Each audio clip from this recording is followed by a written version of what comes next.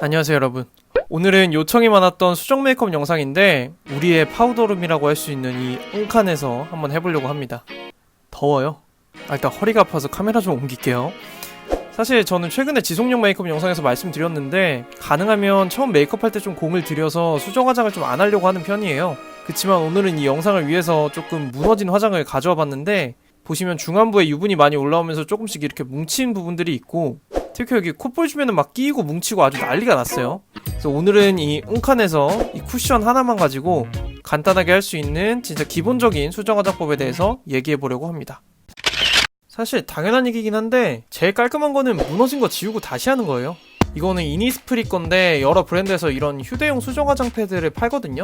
여기 이렇게 토너가 살짝 묻어 있어서 이걸로 이제 더러운 부분들을 지우고 다시 하는 건데 사실 좀 엄청 중요한 날에는 하겠지만 좀 귀찮긴 해요. 그래서 우리는 이건 안 쓰고 어떻게 할 거냐면 먼저 아무것도 안 묻은 퍼프로 1차 터치를 해주는데요. 아직 액체를 찍진 않았지만 혹시 조금 저는 남아있는 양이 걱정이 돼서 보통 손등에 좀 이렇게 덜어주고 시작을 합니다. 그리고 더럽게 느껴지는 부분들만 선택적으로 터치를 해주는데 많이 무너지지 않은 곳들은 살짝 두드려주기만 해도 정돈이 되는 반면에 많이 더러워진 곳들은 살짝 밀듯이 해서 오히려 좀 지워주는 게 편하더라고요. 이렇게 무너진 화장을 1차로 정리해주고 나서 화장실에 있는 휴지를 이용해서 얼굴에서 나온 기름을 좀 누르면서 제거해줍니다. 보통 엠보싱이 없는 경우가 많아가지고 이걸 막 밀면서 닦으면 좀 자극이 많이 돼요. 그래서 어쨌든 우리가 쓰는 쿠션이나 파데에는 많게든 적게든 파우더 성분들이 들어있는데 그래서 기름이 있는 상태에서 쿠션을 바로 올리게 되면 이런 파우더들이 좀 뭉치면서 올라갈 수가 있어서 이렇게 기름을 걷어내는 과정이 꼭 필요합니다. 물론 기름종이 써주시면 더 좋습니다.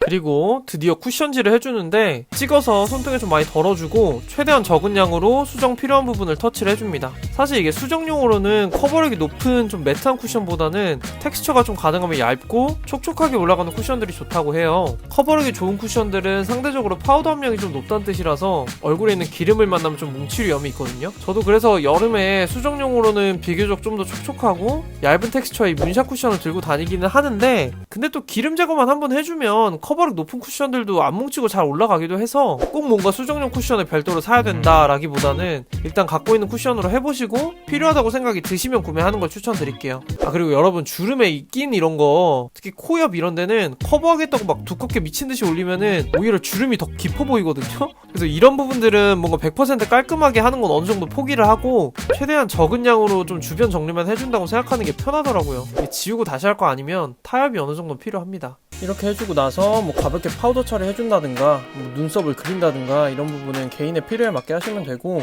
이렇게 수정 메이크업 간단하게 마무리했습니다. 실제로는 한 1, 2분 정도면 가능한 되게 간단한 과정이고요.